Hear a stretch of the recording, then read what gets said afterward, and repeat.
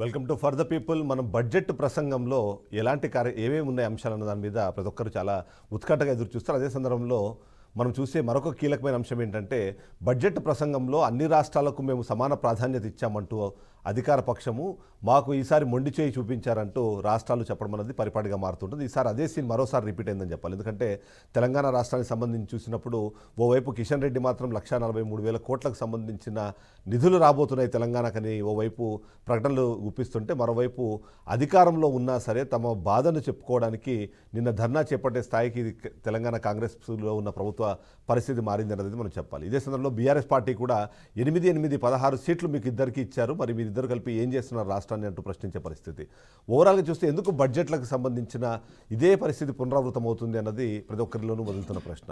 ఎక్కడ ఆ ప్రాబ్లం కనిపిస్తుంది మనకి? ముఖ్యంగా చూస్తే మాత్రం మొదటిది, గత ప్రభుత్వ హయాంలో బీఆర్ఎస్ పార్టీ బీజేపీతో సఖ్యతగా లేదు కాబట్టి వాళ్లకు నిధుల విషయంలో ఎంతో కొంత అన్యాయం జరిగింది అనే విషయాన్ని ప్రజల్లో తీసుకెళ్లే ప్రయత్నం చేశారు. అదే విషయాన్ని కాంగ్రెస్ పార్టీ కూడా చెప్పింది. మరి ఇప్పుడు సఖ్యతగా ఉన్న ఎందుకు లాభం చేకూరట్లేదు? ఇదే సందర్భంలో బీజేపీ పార్టీ చెప్తున్న వ్యాఖ్యల్లో నిజమెంత? రాష్ట్రానికి ఖచ్చితంగా ప్రత్యేకంగా నిధులు రాబోతున్నాయి, రాష్ట్ర అభివృద్ధిలో బీజేపీ తమ పాత్ర పోషిస్తోంది అంటూ చేస్తున్న వ్యాఖ్యల్లో వాస్తవం ఎంత? ఈ విషయంపైన మనం ఇవాళ చర్చ చేపట్టాం. చర్చలో మనతో పాటు స్టూడియోలో జాయిన్ అయ్యారు గారేపల్లి సతీష్ గారు బీఆర్ఎస్ పార్టీ నుంచి, అలాగే వెంకట్ నాయక్ గారు కాంగ్రెస్ పార్టీ నుంచి జాయిన్ అయ్యారు. ఓవరాల్గా చూస్తే మొదటగా సతీష్ గారు, ఇక్కడ చాలా కీలకమైన ప్రశ్న. మీరు అంటే బడ్జెట్ ప్రసంగానికి ముందు కానివ్వండి, బడ్జెట్ ప్రసంగానికి తర్వాత కానివ్వండి, అన్యాయం అన్న తెలంగాణ రాష్ట్రంలో జరుగుతుంది. ఆ రెండింటికి బీజేపీ అలాగే కాంగ్రెస్ పార్టీ రెండు బాధ్యులను మీరు మాట్లాడే ప్రయత్నం చేస్తున్నారు. ఏంటి అంటే ఏ బేసిస్ మీద మాట్లాడుతున్నారు? ఈరోజు మన ప్రాంతం కోసం, తెలంగాణ ప్రజల కోసం, తెలంగాణ నీళ్ళ కోసం, తెలంగాణ నిధుల కోసం, ఈరోజు యావత్ తెలంగాణ ఈ ప్రాంతం కోసం, ఈ ప్రజల కోసం, ఈ హక్కుల కోసం పోరాడింది గతంలో కేసీఆర్ గారు.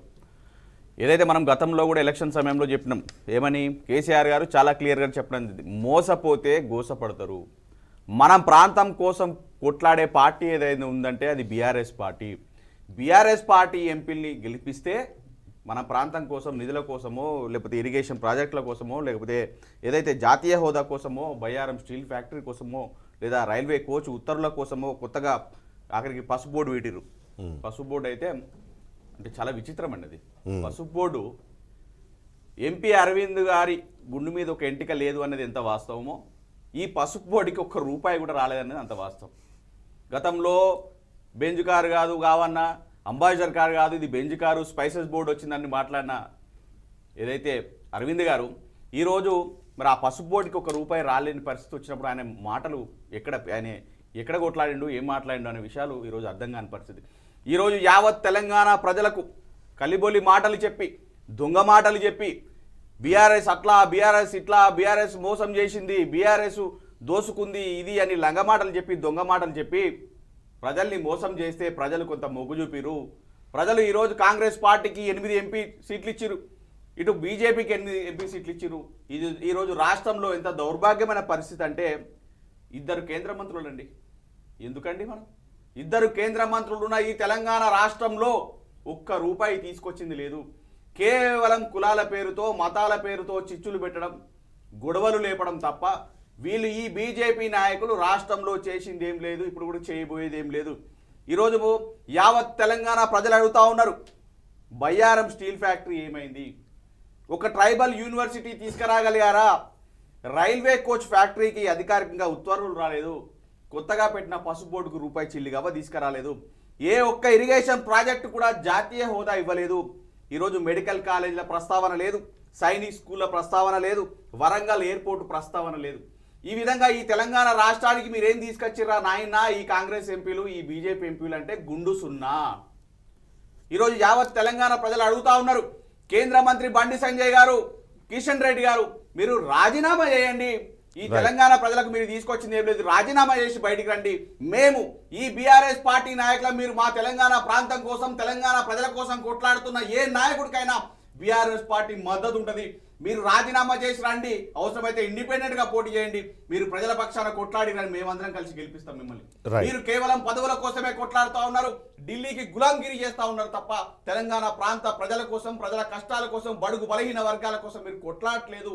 కొట్లాడాలా, ప్రజలందరూ తిరగబడుతూ ఉన్నారు, ప్రజలందరూ బుద్ధి చెప్పే రోజు ముందునే చెప్తా ఉన్నామండి. రైట్ వెంకట్ గారు, ఇక్కడ చాలా క్లియర్గా 8 ఎంపీ సీట్లు మీకు ఇచ్చారు. రాష్ట్ర ప్రభుత్వం ఇప్పుడు అధికారంలో మీ పార్టీ ఉంది.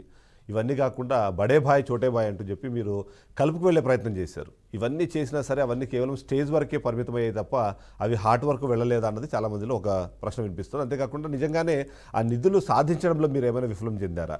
సరే, ఇద్దరు కేంద్ర మంత్రులు ఉన్నారు, వాళ్ళని అంటే కోఆర్డినేట్ చేసుకొని వెళ్ళడంలో మీరు విఫలం చెందారా? కేవలము ఏదైతే ఉన్నాయో కేంద్ర ప్రభుత్వానికి సంబంధించిన ఫ్రెండ్షిప్ ఏదైతే ఉందో ఇక్కడ రాష్ట్రంలో దాన్ని కంటిన్యూ చేయకపోవడం వల్ల ఈ నష్టం జరిగిందంటారా? ఏంటి మీ విశ్లేషణ ఏంటి? గుడ్ మార్నింగ్ చిదంబరం గారు, దాంతోపాటు సతీష్ అన్న గుడ్ మార్నింగ్. సార్, ఇక్కడ విషయం ఏంటంటే బడే బాయ్ చోటే బాయ్ అనే అంశంలో సార్ మేము ఒక కిందికి దిగినాం సార్. రాష్ట్ర ఆర్థిక పరిస్థితిని దృష్టిలో పెట్టుకొని కేంద్రంతో కనుక సఖ్యత వస్తే మనకు మంచి నిధులు వస్తాయి.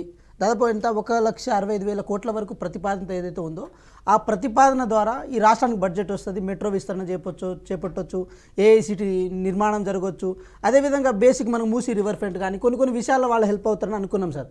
కానీ వాళ్ళు ఏం చేశారంటే గాడిద గుడ్డుని చేతిలో పెట్టి 8 మంది ఎంపీలు ఎవరైతే ఉన్నారో బీజేపీ ఎంపీలు కోడిగుడ్డు మీద ఈకలు వీక్తున్నారు. సో అలాంటి పరిస్థితులు దాపరించింది. చిదంబరం గారు, నా మాట మీరు ప్రధానంగా ఒకటైతే అర్థం చేసుకోండి, మేము ఏ పని చేసినా కూడా రాష్ట్ర ప్రయోజనాల కోసం చేసినాం. కానీ ఇక్కడ మీరు చూడండి, 50,65,000 కోట్ల బడ్జెట్ మొత్తం వాళ్ళు దాన్ని పెడితే దాంట్లో కనీసం దక్షిణాది రాష్ట్రాలకు మిగిల్చింది గుండు సున్నా అనే ప్రక్రియలో చేసేసారు. ఎందుకంటే మీరు చూడండి, ఇక్కడ జనాభా ప్రాతిపదికన మనం పాటించిన విధి విధానం కానీ లేకపోతే ఇంకేదైనా మీరు చూడండి, ఇక్కడ ప్రధానంగా దక్షిణాది రాష్ట్రాలకు అన్యాయం జరిగింది. దాంతోపాటు అదేవిధంగా ఇక్కడ ఏమవుతుందంటే మీరు చూడండి, ఆంధ్రప్రదేశ్ విభజన చట్టంలో భాగంగా ఆంధ్రప్రదేశ్ ఉంటుంది, కానీ విభజన చట్టంలో భాగంగా ఆంధ్రప్రదేశ్ నిధులు పోతాయి, కానీ తెలంగాణకు రావు. ఎందుకంటే అది ఎన్డీఏ కూటమిలో భాగంగా అక్కడ టీడీపీ కానీ జనసేన ఉంది కాబట్టి వాళ్ళకి వస్తుంది. అదేవిధంగా బీహార్కి వస్తుంది, కానీ తెలంగాణకు రాదు. కానీ తెలంగాణ నుంచి వాళ్ళకి ఓట్లు కావాలి, వాళ్ళకి సీట్లు కావాలి, కానీ ఇక్కడ ఉన్న వాళ్ళు ఎవరు నిధులు లేరు. మీరు చూడండి, ఒకటి తీరా ఎలక్షన్కి వచ్చిన తర్వాత ఎలక్షన్ అప్పుడు కల్లిబొల్లి మాటలు చెప్తారు, దాంతోపాటు ఇక్కడ తెలంగాణ ప్రజల చెవిలో పిల్లలు పెడతారు, కానీ నిధులు మాత్రం తీసుకురారు. మీరు చూడండి, కొన్ని ప్రతిపాదనలు పంపించినామండి. ఆ ప్రతిపాదనలో భాగంగా రీజనల్ రింగ్ రోడ్డుకి 34,367 కోట్లు పంపించినాం. అదేవిధంగా రేడియల్ రోడ్స్కి పంపించినాం, మెట్రో రైల్ ఫేజ్ 2కు పంపించినాం, మూసీ రివర్ ఫ్రంట్కు పంపించినాం, ఏఐసిటీకి పంపించినాం, ఫ్యూచర్ సిటీకి పంపించినాం. దీంట్లో ₹1 అంటే ₹1 ఇవ్వడానికి మీకు మనసు ఒప్పలేదా? 50 లక్షల కోట్లలో ₹1 అంటే ₹1 కేటాయించారు సార్. మీరు శబర్మతి నది ప్రక్షాళన కోసమే దానికి పైసలు పంపిస్తారు, గంగా నది ప్రక్షాళన కోసం పైసలు పంపిస్తారు, కానీ మూసీ నది ఏదైతే చేవేళ కానీ సికింద్రాబాద్ కానీ మల్కాజ్గిరి సంబంధించిన నియోజకవర్గాలు ప్రధానంగా బీజేపీకి ఓట్లేసిన నియోజకవర్గాలు ఏదైతే ఉన్నాయో, బీజేపీ ఎంపీలు ఉన్న నియోజకవర్గాలు ఏదైతే ఉన్నాయో ఆ నియోజకవర్గాలు మూసీ నదికి మాత్రం ₹1 అంటే ₹1 కేటాయించారు సార్. 1,40,000 కోట్లు వస్తున్నాయి. Already Kishan Reddy first day అంటే చాలా సంతోషంగా ఉంది. ఇది మధ్యతరగతి ప్రజలు ముఖ్యంగా ఇలాంటి వెనుకబడిన రాష్ట్రాలకు సంబంధించి చూసినప్పుడు ఖచ్చితంగా తెలంగాణ రాష్ట్రానికి కూడా దీనివల్ల లాభం జరగబోతుంది అంటూ ఒక మాట మాట్లాడారు. సార్ ఇక్కడ నుంచి ఎంత తీసుకోబోతున్నారు? జిఎస్టీ రూపాయన ఎంత తీసుకోబోతున్నారు? ట్యాక్సుల రూపాయన ఎంత తీసుకోబోతున్నారు? హైదరాబాద్ లాంటి ఒక కమర్షియల్ సిటీ మీకు ట్యాక్స్లో, డైరెక్ట్ ట్యాక్స్లో కానీ ఇండైరెక్ట్ ట్యాక్స్లో కానీ మీకు ఎంత ఇస్తున్నారు పైసలు? కానీ మాకు ఎంత ఏమిస్తున్నారు? మా దగ్గర నుంచి మూటలు ఎత్తుకుపోయి ఇక్కడ మాకు అక్కడి నుంచి చిప్పేస్తున్నారు మీకు మా చేతిలో. సో దానివల్ల ఎందుకు మీకు సీట్లు ఇవ్వాలి? 8 సీట్లు మీకు ఎందుకు ఇవ్వాలి? 2 కేంద్ర మంత్రులు మీకు ఉండే ఏం సుఖం? మీరు అంటే మీ వల్ల ఏం ఉపయోగము? మేమేమంటున్నాము, ఉత్సవ విగ్రహాలాగా ఉండకండి, కొట్లాడండి, మాట్లాడండి. ఇన్ కేసు మీరు పార్టీ విధానంలో భాగంగా కొట్లాడే మనస్తత్వం కనుక లేకపోతే ఇక్కడ కాంగ్రెస్ పార్టీతోనో కేంద్రంలో రాహుల్ గాంధీతో కొట్లాడడం కాదు సార్, మీరు నిధుల మీద కొట్లాడండి. తెలంగాణ నిజంగా వెనుకబడిన జిల్లాలు ఇప్పటికీ ఉన్నాయని చెప్పి మీరు గ్రహిస్తే మాత్రం కొట్లాడండి. తీసుకోపోవడంలో నియత ఉండడం కాదు సార్, ఇవ్వడంలో కూడా నియత ఉండాలి. ఎస్, ఒకసారి మనతో పాటు రాజకీయ విశ్లేషకులు ప్రొఫెసర్ మల్లేశ్వర్ గారు కూడా జూమ్లో జాయిన్ అయ్యారు. ఒకసారి సార్, గుడ్ మార్నింగ్ మల్లేశ్వర్ గారు. మనం చూస్తున్నాం అంటే మూడు పార్టీలు ఇక్కడ స్ట్రాంగ్గా ఉన్నట్టుగా అనిపిస్తుంది. ముఖ్యంగా చూస్తే మాత్రము దేశం అంటే మట్టి కాదు, దేశం అంటే మనుషులే అంటూ ఒక బ్రహ్మాండమైన ఒక సూక్తితో బడ్జెట్ ప్రసంగాన్ని ప్రారంభించారు. కానీ బట్ ఆ మనుషులు కేవలము ఎన్డీఏకి సంబంధించిన వ్యక్తులు మాత్రమేనా అన్నది ఇవాళ కాంగ్రెస్ పార్టీ కానివ్వండి, బీఆర్ఎస్ పార్టీ కానీ ప్రశ్నిస్తున్న పరిస్థితి మనకు కనిపిస్తుంది. ముఖ్యంగా తెలంగాణ రాష్ట్రానికి సంబంధించినప్పుడు మొండి చేయని ఓవైపు లేదు, గ్రాండ్గా మేము చాలా నిధులు ఇస్తున్నామంటూ బీజేపీ పార్టీ చెప్తున్న నేపథ్యంలో ఈ మొత్తం బడ్జెట్ని కానివ్వండి, లేకపోతే ఈ బడ్జెట్లో రాష్ట్రాల కేటాయింపులకు సంబంధించి ప్రతిసారి ఒకే తరహా రియాక్షన్స్ మనం అన్ని రాష్ట్రాల నుంచి చూస్తున్నాం. ఎక్సెప్ట్ మేబీ ఈసారి బీహార్, ఆంధ్రప్రదేశ్ దానికి కొద్దిగా అంటే ఎందుకంటే వాళ్ళు ఆల్రెడీ ఇండియాలో చేరిపారు కాబట్టి వాళ్ళు మాట్లాడలేదు, కానీ మిగిలిన రాష్ట్రాలన్నీ సిమిలర్ రెస్పాన్స్ ఇస్తున్నారు. సో 50 లక్షల కోట్లు ఎక్కడ పోతున్నాయి అసలు? ముందుగా ఛానల్లో ఉన్నటువంటి మిత్రులకు మరియు ప్రేక్షకులకు నమస్కారం. అయితే మనము ఎక్కువ ఊహించడానికి కూడా మనము కొంత దాని తప్పే, ఎందుకంటే కొత్త సీజన్ పాత సారం తప్పే బడ్జెట్. గతంలో మనకు చూసినాం, గతంలో ఎన్డీఏ మీకు వాళ్ళకు మెజార్టీ లేనప్పుడు ఉన్నటువంటి బడ్జెట్ తర్వాత ఎన్డీఏ మిత్రపక్షాల అవసరాలను దృష్టిలో పెట్టుకొని ప్రవేశపెట్టేటువంటి బడ్జెట్ ని చూస్తాము. ఇప్పుడు వాళ్ళకి ఎక్కడ ఎన్డీఏకి ఎక్కడ ఏమవుపడుతుంది, ఒక బీహార్ ఒక ఏపీ తప్ప ఏ రాష్ట్రం కూడా ఉపయోగపడుతుంది. ముఖ్యంగా మనకు గౌరవ ముఖ్యమంత్రి గారు 1,62 కోట్లతో మనకి ప్రపోజల్ పెడితే ఎంత అన్యాయం అంటే, ఇప్పుడు ఆ రోజు కేసీఆర్ నమస్తే పెడతలేడని బడ్జెట్ కేటాయించకపోతే, కేసీఆర్ రిసీవ్ చేసుకుంటలేడని కేటాయించకపోతే, మరి ఇప్పుడు ఇదే రేవంత్ రెడ్డి ఒక రకంగా చెప్పాలంటే కాంగ్రెస్ బీజేపీ మరి ప్రధాన ప్రత్యర్థులై అని మొత్తుకుంటున్నప్పటికీ కూడా ఈయన 4 అడుగులు వెనుకట్టేసి మరి అక్కడ కలిసినటువంటి పరిస్థితి, ప్రాధాన్యపడినటువంటి పరిస్థితి మనం చూస్తున్నాం. ఎందుకంటే ఈ రాష్ట్రంతో కలిసాము, ఈ రాష్ట్ర అభివృద్ధి కోసం కలిసామని పదే చెప్పిన సందర్భాన్ని చూస్తాం. కానీ ఇక్కడ బీజేపీ అవలంబించినటువంటి పరిస్థితి ఏంటంటే 4 సీట్లు 4 ఓట్లను కొల్లగొట్టడానికి చేస్తున్నటువంటి తప్పనే తప్ప ఇక్కడ బడ్జెట్ కేటాయింపులలో కొంత చాలా పేలవంగా మరి అలాడి చేసినటువంటి పరిస్థితి మనం చూసి, ఎందుకంటే దాదాపుగా మన రాష్ట్రం నుంచి కేంద్రానికి రూపాయి పోతే 42 పైసలు కూడా రిటర్న్ ఇవ్వలేనటువంటి దౌర్భాగ్య పరిస్థితి ఈరోజు బీజేపీ మనకు అలాడి చేసినటువంటి పరిస్థితి ఉన్నది. ఇక్కడ వాళ్ళకి ప్రధానంగా ఏంటంటే ఓట్లు సీట్లు అనే నిరాదరణ తెలియాలి. ఢిల్లీకి కావచ్చు, బీహార్ కావచ్చు, ఏపీ కావచ్చు, అంటే రాష్ట్రంలో వచ్చే అంటే ఈ మధ్య కాలంలో ఏ రాష్ట్రాలలో ఎన్నికలైతే వచ్చేది ఉందో దాన్ని దృష్టిలో పెట్టుకొని కేటాయింపులు చేస్తున్నారు అనేది. కానీ ఇక్కడ మల్లేశ్వర్ ఇక్కడ క్లియర్గా వచ్చే ఒక అంటే డిస్క్రిపెన్సీ ఏంటి అంటే, ఏదైతే మీరు అన్నట్టుగా రాష్ట్రాలకు పన్నుల వాటా ఏదైతుందో ఆ పన్నుల వాటాను తగ్గించడానికో మిగిలిన దానికో అవకాశం లేదు, ఖచ్చితంగా వచ్చేవి. ముఖ్యంగా చూస్తే మాత్రం వీళ్ళు కొన్ని ఫ్లాగ్షిప్ ప్రోగ్రామ్స్ అనుకున్నారు. ఆ ఫ్లాగ్షిప్ ప్రోగ్రామ్స్కి సెంట్రల్లీ స్పాన్సర్డ్ స్కీమ్స్కి ఎక్కువ శాతం నిధులు రావాలన్నది కాంగ్రెస్ పార్టీ ఎక్స్పెక్ట్ చేస్తోంది. అదే సందర్భంలో మీరేమో ఇందిరమ్మ ఇల్లు అని పేరు పెడతారు, మీరు దానికి నిధులేమో కేంద్ర ప్రభుత్వాన్ని అడుగుతారు. అది ఎంత మాత్రం సమంజసము, అలా అయితే మాత్రం మేము ఇచ్చేది లేదు అంటూ బండి సంజయ్ ఓపెన్గానే స్టేట్మెంట్ ఇచ్చారు. సో ఇలా అంటే రాష్ట్ర ప్రాధాన్యతలను దృష్టిలో పెట్టుకొని ఇవ్వాలి అన్న రూల్ లేదు కదా. రాష్ట్ర ప్రాధాన్యతలు ఖచ్చితంగా రాష్ట్ర బడ్జెట్తో పాటు ఇవ్వాలి. సెంట్రల్లీ స్పాన్సర్డ్ స్కీమ్స్ వచ్చినప్పుడు వాటిని అమలు చేస్తూ మిగిలిన వాటికి మీరు మీ ఖర్చులు పెట్టుకోండి అన్నది కదా వీళ్ళు చెప్తున్నమాట. ఇప్పుడు మనం చూస్తున్నాం కూడా అదే. బండి సంజయ్ కొంత లీకులు ఇచ్చింది, ఏంటంటే మేము ఇందిరమ్మ పేర్లు పెడితే మేము నయా పైసలు ఏమో అని. అప్పుడంటే వాళ్ళకు ఒక రకమైన చర్చ జరిగింది కనుకనే బండి సంజయ్ చెప్పిండు. మేము అప్పుడంటే బండి సంజయ్ ఇప్పుడు బీజేపీ వైఖరి ఎట్లా ఉంది అంటే, ఇక్కడ ఏ పేరు పెట్టాలన్నా, ఏ అవార్డు ఇవ్వాలన్నా, ఏ పురస్కారం ఇవ్వాలన్నా కేంద్రంతో సంప్రదింపులు చేస్తే తప్ప ఇక్కడ ఒప్పుకునే పరిస్థితి లేదు. అటువంటి దీన స్థితికి వచ్చింది. మన గద్దర్ అవార్డు విషయంలో ఇప్పుడు ప్రపోజల్ పెట్టిన దాని మీద ఎంత రాదంతం తీసిరో చూసారు. ఇప్పుడు అనేది అంటే ఇప్పుడు నిజంగానే గద్దర్ది మావోయిస్టు లేకపోతే ఇవన్నీ చూస్తే మరి మదకృష్ణకి ఇవ్వడం ఇంకా స్వాగతిస్తున్నాం, కానీ మదకృష్ణ కూడా అక్కడికి వచ్చినటువంటి పరిస్థితి. కానీ ఇక్కడ ఏంటంటే ఇక్కడ కాంగ్రెస్ ప్రపోజల్ పెట్టి కనుక వాళ్ళని ఆపాలి, వాళ్ళని బ్లేమ్ చేయాలనే పరిస్థితి కొంత వాళ్ళకు అవపడినటువంటి పరిస్థితి ఉంది. ఏది కాంగ్రెస్ ప్రపోజల్ ఇప్పుడు ఓఆర్ఆర్ విషయంలో, మనకి ట్రిపుల్ విషయంలో కావచ్చు, ఇక్కడ ఇండస్ట్రియల్ క్యాడర్ విషయంలో ఇవన్నీ ఏది ప్రపోజల్ పెట్టినా అంటే ఎక్కడ కూడా అయితే గతంలో మీరు అబ్జర్వ్ చేయండి, 10 ఏళ్ల పాటు 2018 వరకు కొంచెం సజావుగానే నడిచింది. 2018 తర్వాత కేసీఆర్ ఏది ప్రపోజల్ పెట్టినా వాళ్ళు రిజెక్ట్ చేశారు. కేసీఆర్ ఎక్కడ కూడా దాన్ని ఇప్పుడు ఉన్నటువంటి కాంగ్రెస్ కూడా వీరికి మేనేజ్మెంట్ రావడం లేదు, కేసీఆర్ ను తెచ్చినటువంటి సందర్భం ఉన్నది. మేనేజ్మెంట్ రాలేదు అని కేసీఆర్ కాకుండా మన కాంగ్రెస్ కాకుండా మిగతా ప్రజాస్వామ్యవాదులు కూడా ఇచ్చేస్తారు. మోడీ వస్తే నమస్తే పెట్టాడా, మోడీ వస్తే రిసీవ్ చేసుకోవడానికి ఇప్పుడు ఇవన్నీ చూసి రేపు భవిష్యత్తులో ఇదే పరిస్థితి కొనసాగితే రేవంత్ రెడ్డి కూడా కనబడేమో. ఆ పరిస్థితి ఇంకా అటువైపు వెళ్తున్నట్టుంది. వెంకట్ గారు సరే, విషయం ఏంటంటే ఇక్కడ మీరు చూడండి, సార్ చెప్పిన ఒక విషయం అయితే నేను చెప్పదలుచుకున్నా. బండి సంజయ్ గారు అంటే సరే మెదడు ఎక్కడుందో నాకు తెలియదు, కానీ నేను ఒకటే చెప్పదలుచుకున్నా సార్. మెదడు మనం బుర్రలో ఉంటేనే బాగుంటుంది సార్. ఇప్పుడు ఇందిరమ్మ పేరు పెట్టారని చెప్పి పైసలు ఇవ్వాలని అంటున్నారు. మరి తెలంగాణ రాష్ట్రంలో కాంగ్రెస్ ప్రభుత్వం ఉంది, ఇక్కడ నుంచి జీఎస్టీ తీసుకోపోద్దు, మరి మీరు పైసలు తీసుకోపోకండి. ఇక్కడ కాంగ్రెస్ ప్రభుత్వం ఉంది కదా, మీకు ఇజ్జత్ పరువు మర్యాద ఉంటే తీసుకోపోకండి. ఇంకో మాట చెప్తున్నాను నేను, శ్యామ్ ప్రసాద్ ముఖర్జీకి మాకేం సంబంధం ఉంటుంది? మరి ఆయన పేరు మీద అర్బన్ మిషన్ అని ప్రోగ్రామ్ పెట్టారు కదా. సో దానికి మేము కూడా పైసలు ఇస్తున్నాం కదా మరి. సో చిదంబరం గారు మీరు ఒకటి అర్థం చేసుకోండి, మనం ఒక బాధ్యతమైన ఫెడరల్ స్ట్రక్చర్లో మనం ఉన్నాము. ఈ దేశ ఫెడరల్ స్ట్రక్చర్లో భాగంగా రాష్ట్రాలకు కేంద్రాలకు మధ్య ఒక సమన్వయం ఉన్నప్పుడు ఇక్కడ నుంచి పైసలు తీసుకుపోతారు, అక్కడి నుంచి పైసలు వస్తాయి, ఈ సమన్వయంతో ముందుకెళ్తాం. మరి ఇప్పుడు గాడ్సేని చంపిన వారసులకు వీళ్ళు గాడ్సేని వారసులు కదా, వీళ్ళు గాడ్సేకి ఒత్తాది పలుకుతారు కదా మీరు. మరి ఎంజీ నరేగా మహాత్మా గాంధీ పేరు మీద ఉంది, దాన్ని కూడా పైసలు ఇవ్వాలన్న కారణం చేత ఈరోజు ఎంజీ నరేగాకు పైసలు కేటాయింపులు జరుగుతలేదా? మరి ఇక్కడ ఎంత ఇస్తున్నారు సార్ ఇంద్రమహిళలకు? ఏది రూరల్ ప్రాంతాల్లో 75,000 ఇస్తారు వీళ్ళు, మీకు ప్రభుత్వం ఎంత ఇస్తుంది? ఎస్సీలకు 66 లక్షలు, దాంతోపాటు మిగతా వాళ్ళకి 5 లక్షలు ఇస్తుంది కదా, వీళ్ళు ఎంత ఇస్తున్నారు?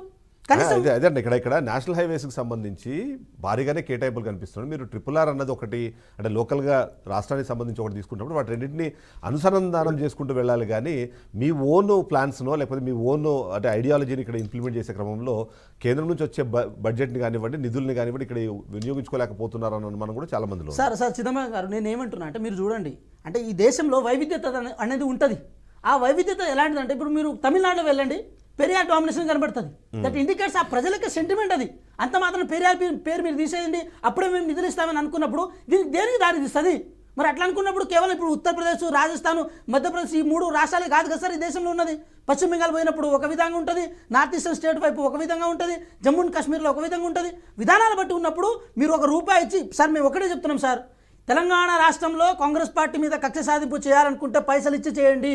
మీరు పైసలు ఇచ్చి ఇక్కడ తెలంగాణ ప్రజలను ఆదుకున్న తర్వాత మమ్మల్ని క్రిటిసైజ్ చేయండి, మమ్మల్ని తిట్టండి, మేము స్టేట్లో మీరు కొన్ని ప్లాన్స్ పెట్టుకున్నారు. మీ స్టేట్లో ఉన్న ప్లాన్స్ ని ఇప్పుడు ఫర్ ఎగ్జాంపుల్ మీరు ఇప్పుడు బీఆర్ఎస్ పార్టీ అధికారంలో ఉన్నప్పుడు మిషన్ కాకతీయ, మిషన్ భగీరథ ఇట్లాంటి కొన్ని తీసుకున్నప్పుడు సెంట్రల్ నుంచి వాళ్ళకి పెద్దగా నిధులు రాకపోయినా సరే రాష్ట్రంలో ఉన్న నిధులను లేకపోతే ఇక్కడ అప్పులు చేసో ఏదో ఒకటి చేసి వాటిని కంప్లీట్ చేశారు. అలాంటి ఆలోచన విధానంలోకి వెళ్ళాలి. కానీ మీరు చేయలేకపోవడాన్ని అయితే బీఆర్ఎస్ పార్టీ గతంలో అప్పులు చేసి వెళ్ళిందని ఒక కారణం చెప్తారు, లేదా ఇప్పుడు కేంద్ర ప్రభుత్వం నుంచి అది నిధులు రావట్లేదని చెప్తున్నారు. ఇవి కేవలం తప్పించుకునే ధోరణిలో భాగంగా మాత్రమే మీరు ఇట్లాంటి వ్యాఖ్యలు చేస్తున్నారని ఒక వాదం కూడా వినిపిస్తుంది. సార్ నేను ఒకటి చెప్తున్నా చూడండి, మా సులభాల కోసం మేము పైసలు అడుగుతలేము సార్. ఆల్రెడీ ప్రాజెక్టులు అనేవి డిజైన్ అయి ఉన్నాయి. ఈ ప్రాజెక్ట్ రాష్ట్ర ప్రభుత్వం చేపడుతుంది, దీనికి మీ దగ్గర నుంచి సహకారం వస్తే బాగుంటుందని అడుగుతున్నాం సార్. ఇప్పుడు సార్ ఒక మాట నేను చెప్తాను సార్, ఇప్పుడు మీరు చూడండి, ఈ తామర పువ్వుకి సంబంధించిన ఒక స్నాక్స్ ఉంటాయి సార్, ఆ స్నాక్స్ సంబంధించింది బీహార్లో ఏదో ఇండస్ట్రీ పెడతా అంటే అక్కడ నిధులు కేటాయించారు కదా సార్. మరి అక్కడ రాష్ట్ర ప్రభుత్వం చేసుకోవచ్చు కదా, రాష్ట్ర ప్రభుత్వం చేసుకోవచ్చు కదా, ఎందుకు మీరెందుకు కేటాయించారు అంటే అక్కడ నెక్స్ట్ ఎలక్షన్స్ ఉన్నాయి, ఆ ఎలక్షన్స్లో భాగంగా అక్కడ ప్రజలను ప్రసన్నం చేసుకోవడం చేస్తున్నారు. ఇప్పుడు మధ్యతరగతికి సంబంధించిన ఏది ట్యాక్సేషన్ సంబంధించి ఏదైతే ఉందో అది ఢిల్లీలో middle class, upper middle class ఎక్కువ ఉంటారు కాబట్టి వాళ్ళని ప్రసన్నం చేసుకోవడం కోసం మీరు బడ్జెట్ కేటాయించరు. అంటే ఎన్నికల స్టంట్లో భాగంగా బడ్జెట్ కేటాయింపులు జరగొద్దు సార్. అది నిజంగా ప్రజాస్వామ్యంలో భాగంగా ప్రజలకు సంక్షేమం కోసం బడ్జెట్ కేటాయింపులు జరిగినప్పుడు బాగుంటుంది. ఇప్పటికిప్పుడు తెలంగాణ ఎలక్షన్స్ లేవు కదా, ఆల్రెడీ తెలంగాణ ప్రజలు 8 ఎంపీలు ఇచ్చారు కదా, ఇంకా వీళ్ళతో మాకేం సంబంధం ఉన్నట్టు కనుక వ్యవహరిస్తే అది ఎంతవరకు కరెక్ట్ అని మేము అడుగుతున్నాము సార్. మేము ఏం అడుగుతున్నా మా స్వప్రయోజనాల కోసం మేము అడుగుతలేము. ఈ రాష్ట్ర ప్రజల అభివృద్ధి కోసం, రాష్ట్రం సంక్షేమం ఎట్లాగో కంటిన్యూస్గా వచ్చే ప్రాసెస్ సార్. కానీ డెవలప్మెంట్ అనేది దానికి రాష్ట్ర ప్రభుత్వం దగ్గర ప్రాపర్ వేలో ఖజానా లేదు కాబట్టి మీ దగ్గర నుంచి అడుగుతున్నాము. మీరు ఇచ్చిన మాట తిట్టండి, ఎవరు తింటారు? సతీష్ గారు, ఇక్కడ అంటే ఎవరికి వాళ్ళు వాదన వినిపించే ప్రయత్నం చేస్తారు. కానీ దీనికి ఎంతో కొంత అదే ఇప్పుడు ఇంతకుముందు సార్ అన్నట్టు 2018 తర్వాత తెలంగాణ రాష్ట్ర ప్రభుత్వానికి కేంద్ర ప్రభుత్వానికి మధ్యలో ఏదైతే క్రియేట్ అయిన గ్యాప్ ఉందో అది ఇంకా కంటిన్యూ అవుతుందా? సరే, అదృష్టమో దురదృష్టమో ఇక్కడ కాంగ్రెస్ పార్టీ అధికారంలోకి వచ్చింది, అది ప్రత్యర్థి పార్టీ అవ్వడం వల్లే బీజేపీ పార్టీ పట్టించుకోవట్లేదా, లేకపోతే ఇంకా వేరే ఏమైనా విధానం చూస్తున్నారా మీరు? ఇప్పుడు మనం చాలా సందర్భంలో చాలా పెద్దలు, మేధావులు, చదువుకున్న వాళ్ళు, విద్యావేత్తలు ఎంతోమంది ఎన్నోసార్లు అన్నారు బీఆర్ఎస్కి బీజేపీకి సఖ్యత లేదు అని ఒక ఉద్దేశంతో మాట్లాడి అందుకే నిధులు తీసుకురాలేకపోయారనే ఉద్దేశంతో మాట్లాడారు. కానీ ఏ రోజు కూడా తెలంగాణ రాష్ట్రంలో ఏ పథకం కూడా ఆగలేదు, అన్నీ సజావుగా జరిగినాయి. కేసీఆర్ గారి ప్రభుత్వంలో ఎక్కడ ఏ నిధులు ఆగలేదు. ఇక్కడ ఏది ఒక పెద్ద దిక్కుగా ఓ తెలంగాణ సాధకుడిగా తెలంగాణ రాష్ట్రంలో ఉన్న బడుగు బలహీన వర్గాల ప్రజలకు ఎలాంటి పథకాలు అందాలో, ఏ విధంగా ఈ ప్రాజెక్టులు కట్టాలో, ఏ విధంగా ఫ్లైఓవర్లు కట్టాలో ఎక్కడ కూడా ఏది ఆగని పరిస్థితి. కానీ ఈరోజు కటక బంద్ చేసినట్టు కేసీఆర్ గారు పోగానే అన్ని పథకాలు ఆగిపోయినాయి. ఈరోజు రాష్ట్రంలో వచ్చే పెట్టుబడులు లేవు, రాష్ట్రానికి చెడ్డ పేరు వచ్చే దిశగా పనిచేస్తున్నారు తప్ప ఈ కాంగ్రెస్ ప్రభుత్వం, కాంగ్రెస్ నాయకులు వేరే ఏం లేదు. రెండోది, మీరే బడాబాయ్ చోటాబాయ్ అన్నారు, మీరే హెలికాప్టర్లు వేసుకొని బట్టి విక్రమార్క గారు, బండి సంజయ్ గారు షేక్ హ్యాండ్స్ ఇచ్చుకొని హెలికాప్టర్లో పోయి ఖమ్మంలో వరదలు వస్తే నిధులు తీసుకొస్తాం కొట్లాడతామని చెప్పి వీళ్ళిద్దరు కలిసి దోస్తి చేసి ఛాయలు టిఫిన్లు చేసుకుంటే ఢిల్లీ వేయరు. ఢిల్లీ పోయి ఏం చేసిర్రు వీళ్ళు?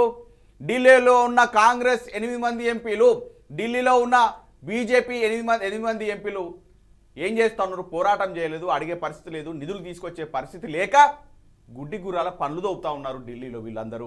ఈ తెలంగాణ సమాజం కోసం, ఈ తెలంగాణ బ్రతుకు కోసం, ఈ తెలంగాణ హక్కుల కోసం మీరు రాజీనామా చేయాల్సిన అవసరం లేదా? మీరు పోరాటం చేయాల్సిన అవసరం లేదా? మీరు తెలంగాణ బిడ్డలు కాదా అని ఈరోజు తెలంగాణ సమాజం ప్రశ్నిస్తూ ఉంది. వీళ్ళు చేసే పనులు, ఒక నిమిషం, వీళ్ళు చేసే పనులు ఎలా ఉన్నాయి? వీళ్ళు కమిషన్లు కట్టలేక ఇబ్బందులు పడుతూ వీళ్ళ ఎమ్మెల్యేలే ఫామ్ హౌస్లలో మీటింగ్లు పెట్టి ఇందిరా ఈ దౌర్భాగ్యమైన కాంగ్రెస్ ప్రభుత్వం అని చెప్పి ఈ రోజు చెప్తా ఉన్నారు. ఈ రోజు ఇదే కాంగ్రెస్ సోషల్ మీడియా, ఇదే తెలంగాణ కాంగ్రెస్ ట్విట్టర్ హ్యాండిల్ లో, ఇదే కాంగ్రెస్ ఈ రోజు తెలంగాణ ట్విట్టర్ హ్యాండిల్ లో, ఈ రోజు తెలంగాణ కాంగ్రెస్ ట్విట్టర్ హ్యాండిల్ లో ఫామ్ హౌస్ పాలన కావాలా, ప్రజాపాలన కావాలంటే వీళ్ళకు బుద్ధి చెప్పిరు, వీళ్ళ గుండె మీద మొట్టికాయలు వేసిరు ప్రజలందరూ. ఫామ్ హౌస్ పాలనే కావాలని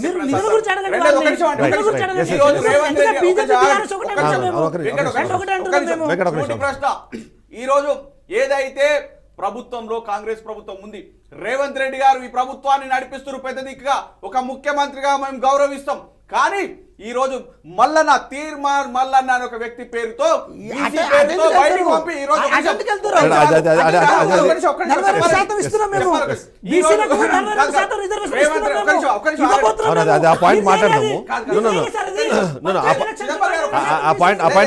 నాకు కూడా క్వశ్చన్ ఉంది. ఆ పాయింట్ మీద నాకు కూడా క్వశ్చన్ ఉంది. అడుగుతాను, లాస్ట్ క్వశ్చన్ అడుగుతాను.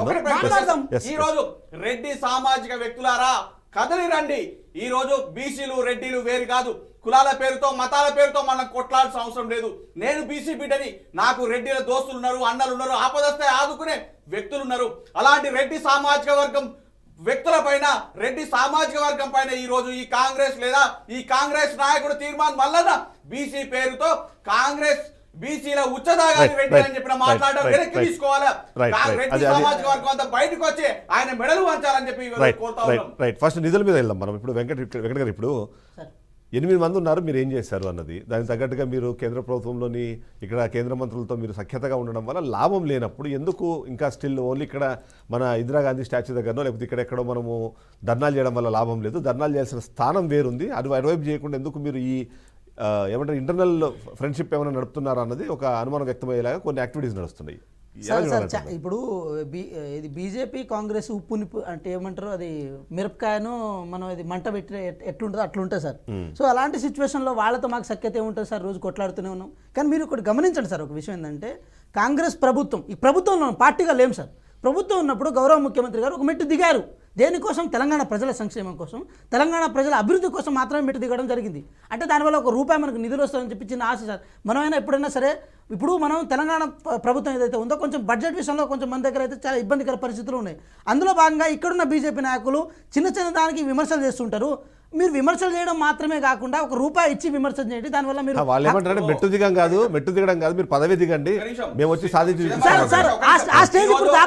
కాంగ్రెస్ నాయకులు దొంగ మాటలు, కపట మాటలు. ఇప్పుడు బీజేపీ అనాల్సిందే మీరు ఎందుకు వాళ్ళు ఎందుకు మీరు సఖ్యతగా ఉన్నట్టు అనిపిస్తుంది, మీరు సఖ్యతగా ఉన్నట్టు అనిపిస్తుంది సార్. చిదంబరం గారు కాంగ్రెస్ ప్రభుత్వం కానీ కాంగ్రెస్ ఎంపీలు కానీ బీజేపీ చేసిన ఏ బిల్లు సహకరించము. మీరు సహకరించారు కదా, మీరు సహకరించారు కదా, మీరు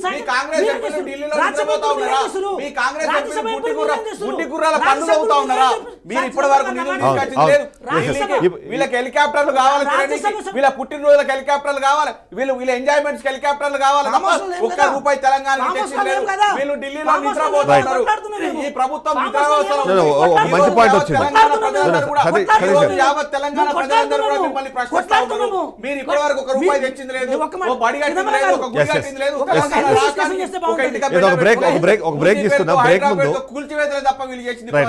బ్రేక్ తీసుకుందాం. బ్రేక్ తర్వాత నిజంగానే ఈ అంటే రాజీనామాలు అన్నది నిజంగా దీనికి ఖచ్చితంగా పరిష్కారం కాదు. బట్ రాజీనామాలు అనే ప్రతి సందర్భంలోనూ బీఆర్ఎస్ పార్టీ ఎంతో కొంత ఈ అధికారానికి తొందరగా దగ్గర అవ్వాలన్న ఆలోచన ఏమైనా ఉందా అన్నది ఒక ప్రశ్న అయితే వినిపిస్తుంది. అదే సందర్భంలో బీజేపీ పార్టీ ఏం సమాధానం చెప్తుంది? ఎందుకంటే ఇప్పటి వరకు మేము రాష్ట్ర ప్రయోజనాలకు సంబంధించి మేము కట్టుబడి ఉన్నామని చెప్తున్నారు. గత 10 ఏళ్లలో 10 లక్షల కోట్లు ఇచ్చామని గతంలో చెప్పారు. ఇప్పుడు కూడా 1,00,000 కోట్లు రాబోతున్నాయి అంటారు.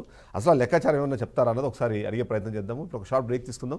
బ్రేక్ తర్వాత డిబేట్ కంటిన్యూ అవుతుంది. State you. Welcome back to for the people. Malleshwar గారు, ఇక్కడ అంటే ఏదైతే ఉందో ఇక్కడ 3 పార్టీలు చాలా బలంగా ఉన్నాయి, బాగానే ఉంది. 3 పార్టీలు కూడా రాష్ట్ర ప్రయోజనాల కోసం కొట్లాడుతున్నాయి, అది కూడా బాగానే ఉంది. కానీ ఎప్పుడైతే ఈ నిధులు రాకపోవడం కానివ్వండి, లేకపోతే మనకు మన మీద నిర్లక్ష్యం జరిగింది అన్నప్పుడు ఒక పార్టీ మరొక పార్టీని తిట్టుకోవడం ద్వారా మనము తమిళనాడు తరహా రాజకీయాలు ఎప్పటికీ చూడలేమన్న ఒక అనుమానం కూడా చాలామంది కలుగుతుంది. ఎందుకంటే తమిళనాడులో మనం చూసాం ఏదైనా ప్రజలకు సంబంధించిన అన్యాయం జరుగుతుందంటే కేంద్ర ప్రభుత్వం మీద అన్ని పార్టీలు కలిసి కొట్లాడతాయి. మన దగ్గర మాత్రం ఒకరి మీద ఒకరు మాత్రమే మీది తప్పంటే మీది తప్పంటే చెప్పుకుంటూ వెళ్తారు. సో అలాంటి తరహా రాజకీయాలు చూసే అవకాశం ఉంటుందంటారా? ఇప్పుడు అన్ఫార్చునేట్ ఏంటంటే బీజేపీకి కలిసి వచ్చే అంశం ఏంటంటే వీళ్ళు ఈ ముగ్గురు కూడా బీజేపీని కాపాడడం కొరకే చేస్తున్నట్టు అనిపిస్తుంటారు. బీజేపీ తనకు తాను కాపాడుకోవడానికి ఒక ఐటీని, ఒక 12 లక్షల ఐటీ పరిమితిని చూపెట్టుకుంటూ మేమేదో ఆహావా ఏదో చేసినామని వాళ్ళు చూపెట్టుకొని దాన్ని కాపాడుకునే ప్రయత్నం చేస్తా ఉన్నారు.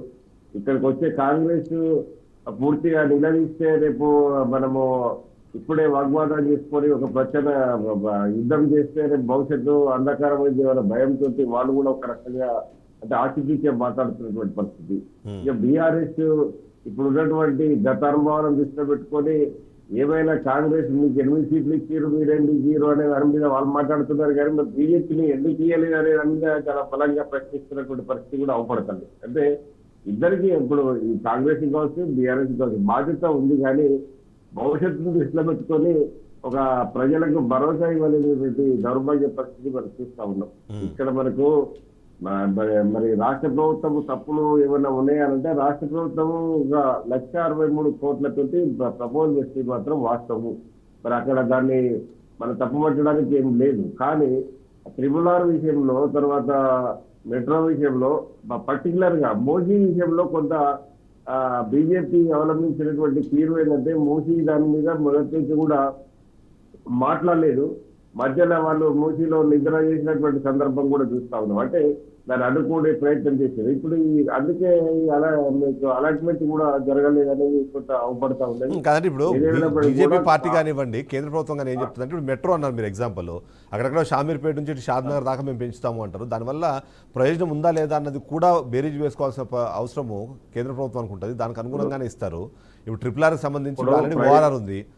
RRR తీసుకురావడం వల్ల అక్కడ ఆ చుట్టుపక్కల ఉన్న రియల్ ఎస్టేట్ పెరుగుతుంది తప్ప నిజంగానే కనెక్టివిటీ వల్ల ఏం లాభం ఉంటుంది అన్నది ఏమైనా ఆలోచించారేమన్నది ఒక ప్రశ్న అయితే ఖచ్చితంగా అనిపిస్తుంది. ఇట్లాంటివి వాళ్ళు దానికంటే ఎక్కువ ఈ కాంగ్రెస్ పేరు రావద్దు అనే ఆలోచనతో కొంత ప్రయత్నం చేస్తారు. ఇప్పుడు ఏ ప్రభుత్వం చేసినా కూడా తను ఇక్కడ ఎంట్రీ ఇవ్వడం కొరకు ఇక్కడ కట్టడి చేస్తేనే కదా వాళ్ళకనే కాంగ్రెస్ ఫెయిల్ అయింది, రేపు బీజేపీ ప్రత్యామ్నాయం కావాలని కోరుకునేది. ఆ పద్ధతిలోనే కొంత వాళ్ళు కొంత దింపుడు గల్ల ఆశతో బీజేపీ ఎదురు చూస్తా ఉన్నది. ఆ పద్ధతిలో కొంత నిధుల కేటాయింపులో కూడా కొంత మళ్ళీ చూపెట్టినట్టు అవపడుతుంది. ఇప్పుడు విషయం ఏంటంటే ఇంటి పెళ్లి చింపుతాకు వచ్చినట్టు రాష్ట్ర బడ్జెట్ లో కూడా పెద్ద ప్రమాదం ఉంది. ఇప్పుడు ఏంటంటే గత 24-25 బడ్జెట్ లో 2,91,000 కోట్ల బడ్జెట్ పెడితే ఇప్పుడు వీళ్ళ కేటాయింపులు మనకు ఆశించిన రీతిలో మనకు అలర్ట్ కాలే కనుక ఈ స్కీములన్నీ కూడా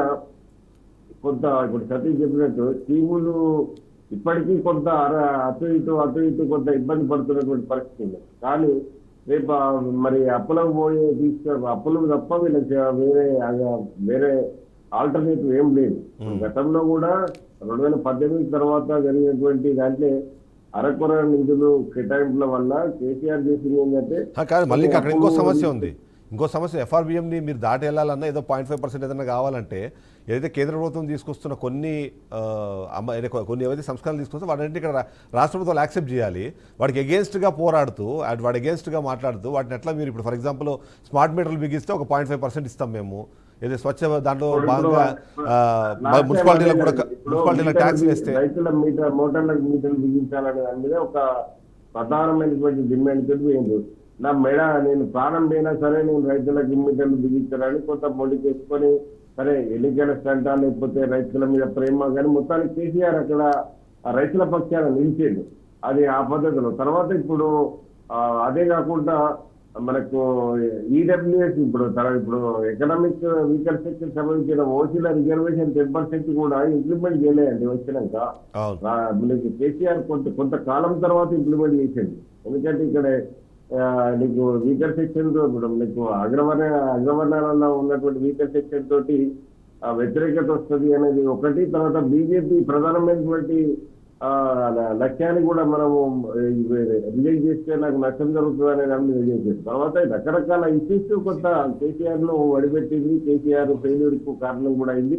రైట్. ఇప్పుడు రేవంత్ రెడ్డి గారు తీసుకున్నటువంటి చొరవ కొంత మనం స్వాగతించాలి. కానీ బడ్జెట్ లో చూసినాక ఈ స్నేహం అవసరం లేదు, వాళ్ళు ప్రత్యర్థులుగానే ఉండడము కొంత అంటే కొట్లాడితే తప్ప వచ్చేది కాదు ఇది అనేది కొంత అవపడతా ఉన్నది. రైట్. ఇప్పుడు అది మనము ఈ బడ్జెట్ మీద, రాష్ట్ర బడ్జెట్ మీద కూడా ఈ ప్రభావం పడే అవకాశం అయితే అవపడతా ఉన్నది. ఎందుకంటే రాష్ట్ర బడ్జెట్ పోయినసారి 2,91,000 ఉన్నది. మరి ఇప్పుడు కనీసం యాక్చువల్గా అది ఉన్నా సంతోషమే, కానీ దానికంటే తగ్గే ప్రమాదం కూడా లేకపోలేదు. ఆ పరిస్థితిలో ఉన్నది. ఇప్పుడు రేపు ఈ స్కీములను ఇంప్లిమెంట్ చేయాలంటే రైతు భరోసా కావచ్చు, ఇవన్నీ ఒకసారి వెంకట్ గారు నా మాట అడుగుదాము. గ్యారంటీలన్నీ కూడా రేవంత్ రెడ్డి గారికి ఇప్పుడు నీకు నెత్తి మీద కూర్చున్నాయి. ఇప్పుడు ఇవన్నీ చేయాలంటే బడ్జెట్ కావాలి. బడ్జెట్ కావాలంటే అప్పులు తీసుకురావాల్సినటువంటి పరిస్థితి తప్ప ఇక్కడ కేంద్ర ప్రభుత్వం ఇక్కడ ఆదుకోవడంలో ఒక కాడలో పేరు పెట్టలే కానీ, ఒక మమ్మల్ని విలువలేదని, మాకు పూర్తి చేయలేదని రకరకాల బేజీలతోటి బీజేపీ సాగతిస్తా ఉంటది. అది మరి రేవంత్ రెడ్డి గారు తీసుకునే నిర్ణయం మీద రేపు రాష్ట్ర ప్రజల భవిష్యత్తు ఉంటుంది అనేది మనం అర్థం చేసుకోవాలి. రైట్. వెంకట్ గారు, ఇక్కడ అది ప్రభావం ఉంటుంది, ప్రభావం కాదు ప్రమాదం ఉందన్న అనుమానం కూడా చాలా మందిలో ఉంది. ఎందుకంటే మీకు ఇంకో కారణం దొరకబోతోంది అన్నది. రెండోది, 10 ఏళ్లలో మేము చేసిన అప్పు కన్నా వీళ్ళు వచ్చిన సంవత్సరంలోనే 50% అప్పులు ఇప్పటికే చేసేసారు అన్నది మరొక వాదన వినిపించే ప్రయత్నం చేస్తారు. ఏంటి అసలు నిజంగానే దీని ప్రభావము, నిధుల ప్రభావం అనేది ఖచ్చితంగా ఈ పథకాల మీద పడుతుందా? పథకాలు మీరు ఇప్పటికీ ఇంప్లిమెంట్ చేయడంలో ఎంతో కొంత శశమిషన్లు చేస్తున్నారు అన్నది ఒక ఆరోపణ అయితే ఆల్రెడీ ఉంది మీ మీద. సో దాన్ని బేస్ చేసుకొని ఏమైనా ఇప్పుడు ఇబ్బంది పెట్టే పరిస్థితి ఉందా అన్నది ఒక క్వశ్చన్. సార్ ఇక్కడ విషయం ఏంటంటే, అంటే నేను చెప్తాను సార్, సతీశన్ ఒక్క నిమిషం మీరు కొంచెం సైలెంట్గా ఉంటే నేను పూర్తిగా చెప్తాను. సార్ ఇప్పుడు ఇంటిని తాకట్టు పెడతాం, లేకపోతే బంగారాన్ని తాకట్టు పెడతాం, పొలాన్ని తాకట్టు పెడతాం. సరే గొడ్డు గోద ఉంటే వాటిని తాకట్టు పెడతాం. కానీ గొడ్డుకు పుట్టబోయే బిడ్డ ఉంటుంది సార్, దాన్ని తాకట్టు పెట్టి, దాన్ని కట్టిన తాడును తాకట్టు పెట్టి, దాన్ని కట్టాల్సిన సెంటర్ గుంజను తాకట్టు పెట్టిన సందర్భాలు ఉంటాయి. ఇక్కడ ఏమవుతుందంటే కొత్త అప్పులు తీసుకోవడానికి ఛాన్స్ లేదు. ఇప్పుడు ఉన్న అప్పులు మిత్తికైతే ఇచ్చారు కదా సార్, పుక్కడికైతే వేయలేదు కదా. ఆ మిత్తి కట్టాలంటే మళ్ళీ పైసలు రావాల్సిన అవసరం ఉంది కదా, దానికోసం అప్పులు చేయాల్సి వస్తుంది. ఇంకో విషయం ఏంటంటే ఎఫ్ఆర్బిఎం చట్టం పరిధిని దాటి మరి కార్పొరేషన్ల పేరుతో ఎట్లా పడితే అట్లా అప్పులు చేసిన సందర్భాలు ఉండే. అయినా సరే గల్లాగురిగిలో మనం పైసలు దాచిపెట్టుకున్నట్టు రూపాయి దాచిపెట్టుకొని అటు రైతు సంక్షేమం కోసం, అటు విద్యార్థుల సంక్షేమం కోసం, అదేవిధంగా ఉన్న పథకాలని ప్రాపర్ వేలో ఇంప్లిమెంట్ చేసుకుంటూ కంటిన్యూస్ ప్రాసెస్లో వెళ్తున్నాం సార్. ఈ పరిణామ క్రమంలో, ఈ పరిస్థితుల్లో సరే చేయి దాచినామే అనుకోండి, చేయి దాచి కేంద్ర ప్రభుత్వాన్ని అడిగినాం. ఇందాక ప్రొఫెసర్ మల్లేష్ గారు చాలా మంచిగా చెప్పారు. ఏమని చెప్పారంటే, సార్ ఇక్కడ తెలంగాణ రాష్ట్రంలో కాంగ్రెస్ పార్టీని, కాంగ్రెస్ ప్రభుత్వాన్ని కనుక బదనాం కనుక చేస్తే దేశవ్యాప్తంగా కాంగ్రెస్ పార్టీని డౌన్ చేయడానికి ఒక అవకాశం ఉంటుందని చెప్పి బీజేపీ ప్రభుత్వం కేంద్రంలో నుంచి కుట్రలు చేస్తుంది. ఆ కుట్రల్లో భాగంగానే ఒక మంచి ప్రాజెక్ట్ సార్, మేము ఏమంటున్నాం, ఇక్కడ నుంచి నిలువు దోపిడీ చేయడానికి బీజేపీ సిద్ధంగా ఉన్నప్పటికీ కూడా మళ్ళీ అక్కడి నుంచి పైసలు ఇవ్వడానికి సిద్ధంగా లేదు. ఎందుకంటే కాంగ్రెస్ ప్రభుత్వానికి పేరు వస్తుంది. రీజనల్ రింగ్ రోడ్ ఏర్పాటు చేసుకున్నారు, మెట్రో ఫేజ్ ఏర్పాటు చేసుకున్నారు, ఏఐసిటీ ఏర్పాటు చేసుకుని, ఇంత చేసుకున్న తర్వాత మనం ఆల్టర్నేటివ్ కాలేం. కేంద్రంలో మనం ఈ అభివృద్ధిని పేరు చెప్పుకొని కేంద్రంలో ఎక్కడ పడితే అక్కడ ఓట్లు అడిగితే మళ్ళీ మనకి ఇబ్బంది అవుతున్న కారణం చేత బీజేపీ పార్టీ ఎంపీలు మౌనంగా ఉన్నారు, కేంద్ర మంత్రులు మౌనంగా ఉన్నారు. అక్కడి నుంచి వలస పక్షులాగా వస్తారు కదా సార్, ఏదో పొలిటికల్ స్టేట్మెంట్లు ఇచ్చుకుంటూ. ఇప్పుడు మీరు నెక్స్ట్ చూడండి, జిహెచ్ఎంసీ ఎలక్షన్స్లో ఏదో మూల ఉన్న వాళ్ళు అందరూ వచ్చేస్తారు, క్యూ కడతారు. వాళ్ళందరూ వచ్చి పొలిటికల్ స్పీచ్లు ఇచ్చుకుంటూ బొక్కలను వాటిని చూపించుకునే ప్రయత్నం చేస్తారు. కానీ మేము ఇంత ఇచ్చినాం, మేము ఇంత ఇస్తున్నాం, ఆ ఇస్తున్న వాటికి ప్రతిఫలం కావాలని చెప్పి ఎవరు అడగడానికి ఉండరు సార్. రెగ్యులర్గా ఏ రాష్ట్రానికైనా, మధ్యప్రదేశ్కి ఇచ్చేదైనా, కర్ణాటకకి ఇచ్చేదైనా, ఒరిస్సాకి ఇచ్చేదైనా, ఏ రాష్ట్రానికి ఇచ్చే కంటిన్యూస్ ప్రాసెస్ మాకు కూడా ఇస్తారు. కొత్తగా మాకు ఇచ్చింది ఏంది? కానీ ఈ రాష్ట్రం ఇప్పుడు మధ్యప్రదేశ్ కంటే మన దగ్గర నుంచి ఎక్కువ నిరుదోపిడి జరుగుతుంది. రాజస్థాన్ వాస్తవానికి ఎన్డీఏ ప్రభుత్వంలో ఉందని చెప్పడమే కానీ ఆంధ్రప్రదేశ్లో కూడా ఏమో సంతోషంగా ఏం లేదు. ఎందుకంటే వాళ్ళ ఎక్స్పెక్టేషన్ ఏమో చాలా ఎక్కువ ఉంది, వీళ్ళు ఇచ్చిందేమో విధిల్చిన అంటే ఎంగిల్ మెతుకులు లాగానే ఉన్నాయి తప్ప వాళ్ళు ఏంటంటే ప్రస్తుతానికి ఎన్డీఏలో ఉన్నారు కాబట్టి వాళ్ళు ఏం చేయలేక, ఏం మాట్లాడలేక, ఏమంటారు, ఆ నొప్పిని పంటి కింద అంచుకొని ఉన్నట్టుగా అనిపిస్తుంది. ఎందుకంటే ఒక ఎగ్జాంపుల్ నేను కంక్లూడ్ చేస్తాను సార్. ఒక విషయం నేను ఏంటంటే, మన పక్క రాష్ట్రాలకి, మన పొరుగు రాష్ట్రాలకి ఇవ్వడానికి మేమేం తప్పు పడుతున్నాం సార్? మేము తప్పు పడతలేము. మేమేమంటున్నాం, మాకు ఈ అవసరాలు ఉన్నాయి, మా రాష్ట్రం పరిస్థితి ఇలా ఉంది, మీరు మాకు చేయండి. మీరు మాకు చేసిన తర్వాత మీరు కూడా ధైర్యంగా ఓట్లు అడగమని మేము అంటున్నాం. మీకోసం మేము ఒక మెట్టు దిగింది ఆ కారణం చేతే. మీతో మాకేం గట్టు పంచాయతీలు లేవు, మీతో మాకేం కక్ష సాధింపులు లేవు. రాజకీయంగా ఎటువంటి అంశాలైనా ఉండొచ్చు కాక అది ఎన్నికల వరకే. పొద్దాకలు ఎన్నికలు రాజకీయాలు చేసుకుంటూ వస్తాం సార్. వీళ్ళకు కనీసం సిగ్గు సరే ఉండాలి సార్. మేమేమంటున్నాం, జమిలీ ఎలక్షన్ ఏ కారణం చేత పెట్టారు మీరు? అంటే ఇలాంటి అంశాలు ఉంటేనే జమిలీ ఎలక్షన్ పెట్టరు కదా. అంటే ప్రతిసారి రాజకీయమే.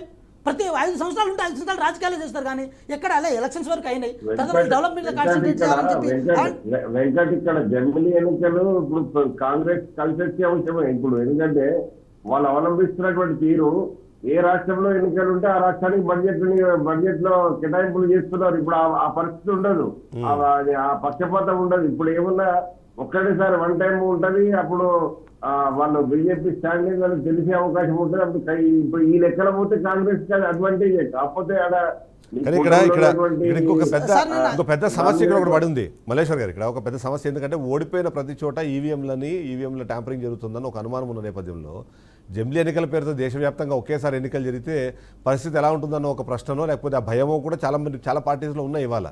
సో అది కూడా కన్సిడర్ చేయాలనేమో. ఇప్పుడు ట్యాంపరింగ్ జరిగితే ఒకటేసారి వన్ టైం సెటిల్మెంట్ అయితే మళ్ళీ 5 ఏళ్ళ దాకా గతము ప్రశాంతంగా ఉంటారు. ఇక అదే జరుగుతుంది కదా. మరి ఆ ట్యాంపరింగ్ నివారించే పరిస్థితి ఏమైనా ఉంటే మార్గం ఉంటే చూడాలి. ఎందుకంటే అగ్రరాజ్యమైన ప్రజాస్వామ్య అమెరికా లాంటి దేశంలో ఈవీఎంలను రిజెక్ట్ చేసారు. మరి ఇక్కడ ఎందుకు వాడుతా ఉన్నారో ఏదో ఇది అర్థం కావట్లేదు. రైట్ సార్ నేను ఒక స్టేట్మెంట్ సార్ నేను ఏమంటే తెలంగాణ బీజేపీ ఎంపీలకు కానీ లేకపోతే కేంద్ర మంత్రులకు కానీ ఒకటే విషయం విన్నపం చేస్తున్నాం. ఏది తెలంగాణ రాష్ట్ర ప్రజల తరపున మీకు దండం పెట్టి చెప్తున్నాము. ఏంటంటే తెలంగాణ రాష్ట్రంలో అభివృద్ధిని కుంటుపడకుండా చేయాలంటే తెలంగాణ రాష్ట్రం అభివృద్ధి నిజంగా కావాలని చెప్పి మీరు ఆకాంక్షిస్తే తప్పకుండా తెలంగాణ అభివృద్ధిలో భాగంగా కేంద్రం నుంచి నిధులు తీసుకురండి. అది కనుక చేయకపోతే మాత్రం నెక్స్ట్ రాబోయే జిహెచ్ఎంసీ ఎలక్షన్ కానీ ఏ ఎలక్షన్లో సరే కనీసం ఏది మొహం చూపించి ఓట్లాడే పరిస్థితి మీకు ఉండదని చెప్పి మేము హెచ్చరిస్తున్నాము. అదేవిధంగా నిధులు తీసుకురావాలని చెప్పి రిక్వెస్ట్ కూడా చేస్తున్నాం సార్. రైట్ సతీష్ గారు. సరే లాస్ట్గా సఖ్యత లేనప్పుడు చక్కగా పథకాలు అందినాయి. కేసీఆర్ గారు బీజేపీతో సఖ్యత లేనప్పుడు చక్కగా పథకాలు అందినాయి తెలంగాణ ప్రజలకు. సఖ్యత ఉండి ఈ కాంగ్రెస్కు బీజేపీకి సఖ్యత ఉండి చక్కదిద్దింది ఏందని యావత్ తెలంగాణ ప్రజలు అడుగుతా ఉన్నారు. రెండోది, మీరు 8 మంది కాంగ్రెస్ 8 మంది ఎంపీలు ఉన్నారు, బీజేపీ 8 మంది ఎంపీలు ఉన్నారు. మీరందరూ తెలంగాణ బిడ్డలే. మీకు నిజంగా నైతిక రాజ్యసభలో మీకు ప్రాతినిధ్యం ఉంది కదా, మీరేం చేస్తారని ఒక ప్రశ్న మేము ప్రశ్నిస్తున్నామండి. మాకు ఇప్పుడు ఈ రోజు బలం తక్కువైనప్పటికీ కూడా మాకు సహాయశక్తులా కూడా ఈ రోజు తెలంగాణ ప్రజల పక్షానో తెలంగాణకు వచ్చే నిధుల పట్లనో మేము కొట్లాడుతూ ఉన్నాం. ఈ రోజు వీళ్ళు 8 మంది ఎంపీలు కాంగ్రెస్ వాళ్ళు, 8 మంది ఎంపీలు బీజేపీ వాళ్ళు, వీళ్ళందరూ కలిసి ఢిల్లీలో నిద్రా వ్యవస్థలో ఉన్నారు, నిద్రపోతా ఉన్నారు హోటళ్లలో తప్ప చేసిందేం లేదు. ఇంకోటి, గతంలో ఇప్పుడు సఖ్యత లేనప్పుడు కూడా ఈ తెలంగాణ రాష్ట్రంలో కేసీఆర్ గారి ప్రభుత్వంలో రైతు బంధు ఇచ్చినాం, రైతు భూమి ఇచ్చినాం, ప్రతి ఒక్కటి షాదీ వారికి ఇచ్చినాం, కళ్యాణ లక్ష్మి ఇచ్చినాం, మిషన్ భగీరథ, మిషన్ కాకతీయ. తెలంగాణ రాష్ట్రం అంతా ఎంతో సస్యశ్యామలంగా ఉంది. ఏ రోజు ఏ రైతాంగమో ఏ ప్రజలు ఎక్కడ కూడా రోడ్ల మీదకి వచ్చి ధర్నాలు చేసిన రోజులు లేవు. కానీ ఈరోజు కాంగ్రెస్ ప్రభుత్వం వచ్చిన 4 రోజులకే ఏడాది కాలంలోనే ఈరోజు యావత్ సబ్బండ వర్గాలు రోడ్ల మీదకి వచ్చి ధర్నాలు చేస్తూ ఉన్నారు. టీచర్లు ధర్నాలు చేస్తూ ఉన్నారు, నిరుద్యోగులు ధర్నాలు చేస్తూ ఉన్నారు, డాక్టర్లు ధర్నాలు చేస్తూ ఉన్నారు, ఈరోజు రైతాంగం ధర్నాలు చేస్తూ ఉన్నారు, నేతన్నలు ధర్నాలు చేస్తూ ఉన్నారు, ఆటో అన్నలు ధర్నాలు చేస్తూ ఉన్నారు. ఈ రోజు తెలంగాణ సబ్బండ వర్గాలు ధర్నాలు చేస్తూ ఉన్నారు. కేవలం కాంగ్రెస్ వినాలి, కాంగ్రెస్ ఎంపీలు ఈ కాంగ్రెస్ ప్రభుత్వం తెలంగాణ రాష్ట్రానికి చేసిందేం లేదు. ఈ కాంగ్రెస్ బీజేపీ ప్రభుత్వాలు ఏదైతే జాతీయ పార్టీ ఇవి ఉన్నాయో ఇవన్నీ కూడా ఈ రాష్ట్రానికి ఏం తీసుకురాలేవు, ఏం చేయలేవు. కేవలం మన ప్రాంతం కోసం కొట్లాడేది, మన ప్రాంతం బాగుకోరేది, మన ప్రాంతంలో నిధులు తీసుకురావాలన్నా, మన ప్రాంతానికి పరిశ్రమలు రావాలన్నా కేవలం ప్రాంతీయ పార్టీ అయిన బీఆర్ఎస్ పార్టీయే దిక్కు. ఈ రోజు మళ్ళీ కేసీఆర్ గారు రావాలి. ఒక మాట నేను సతీష్ గారిని అడుగుతా సార్. సతీష్ గారు నేనేమంటున్నా, చిదంబరం గారు మీకు ఐడియా ఉంటుంది ఆ అంశం. అసెంబ్లీలో కేంద్ర బడ్జెట్ సంబంధించిన విషయం మీద ఒక తీర్మానం పెట్టారు సార్. ఏది ఒక సంవత్సరం క్రితం ఇలాగే జరిగింది అంటే దానివల్ల తెలంగాణ ప్రజలకు అన్యాయం జరిగిందని చెప్పి తీర్మానం పెడితే బీఆర్ఎస్ పార్టీ వాకౌట్ చేసింది సార్. ఆ తీర్మానంలో పార్టిసిపేట్ చేయకపోగా దాని మీద మాట్లాడకపోగా మళ్ళీ కాంగ్రెస్ పార్టీ మీద బురద జల్లే ప్రయత్నం చేస్తుంది సార్. మేమేమంటున్నాం, చిత్తశుద్ధి అనేది ఏదో ప్రతిపక్షంలో మీరు ఉన్నారు కాబట్టి అంటే కాంగ్రెస్ పార్టీ మీద బట్టగాల్చి మీదేయాలన్న కారణం చేత అది కనపడదు. చిత్తశుద్ధి అనేది నిజంగా మీకు రాజ్యసభలో ఎంపీలు ఉన్నారు, వాళ్ళందరూ వాకౌట్ చేయమని చెప్పండి, వాళ్ళందరూ బయటకు రమ్మని చెప్పండి. ఇప్పుడు నిన్న మేము రోడ్ల మీదకి వచ్చినాం కదా సార్, మీరు కూడా రోడ్ల మీదకి రండి.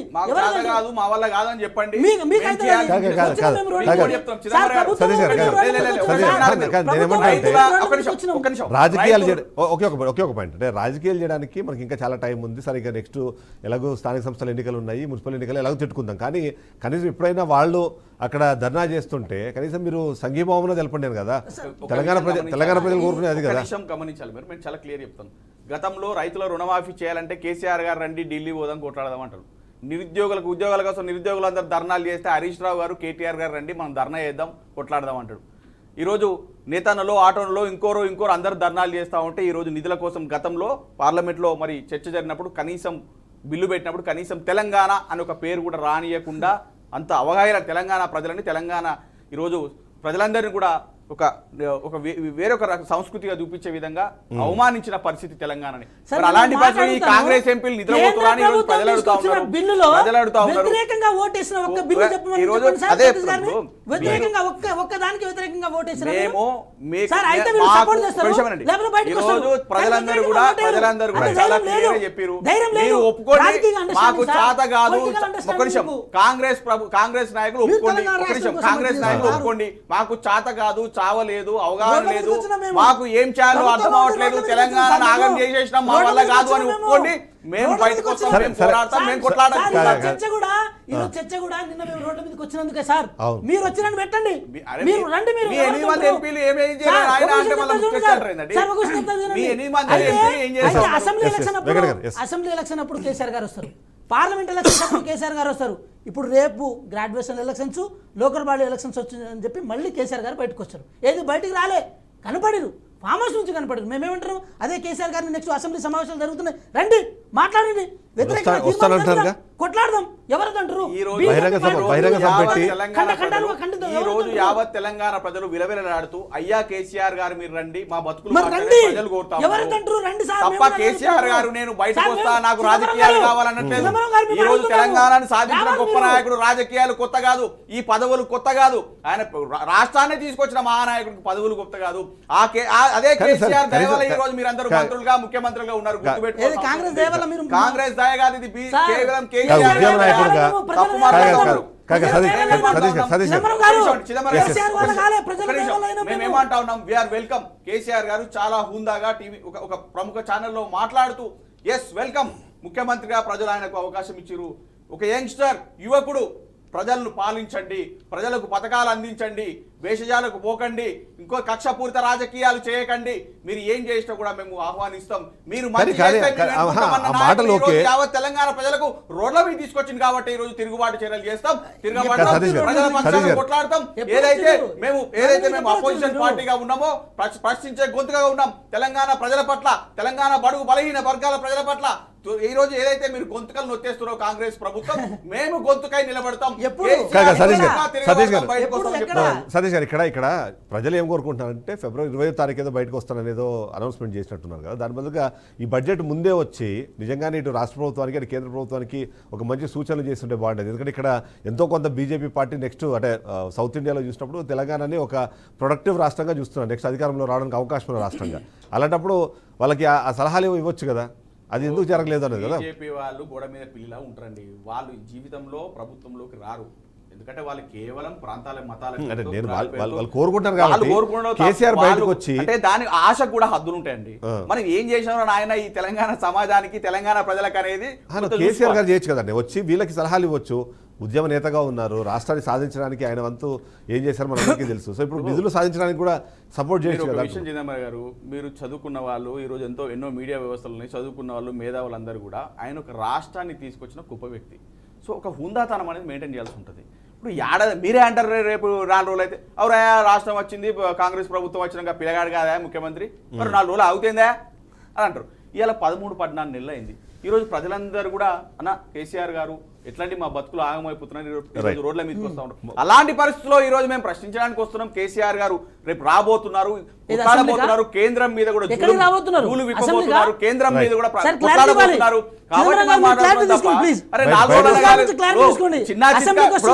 రేవంత్ రెడ్డి గారు లాగానో, బట్టి విక్రమార్క లాగానో, కోమటిరెడ్డి వెంకటరెడ్డి లాగానో చిన్న చిత్క లీడర్ కాదండి కేసీఆర్. రావాలో తెలుసు,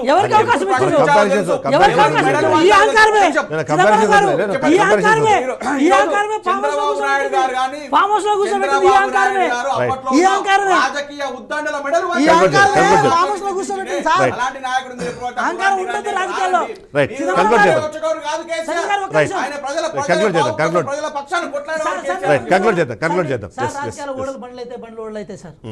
మీరు చిన్న నేను పెద్ద అనేది ఉండదు.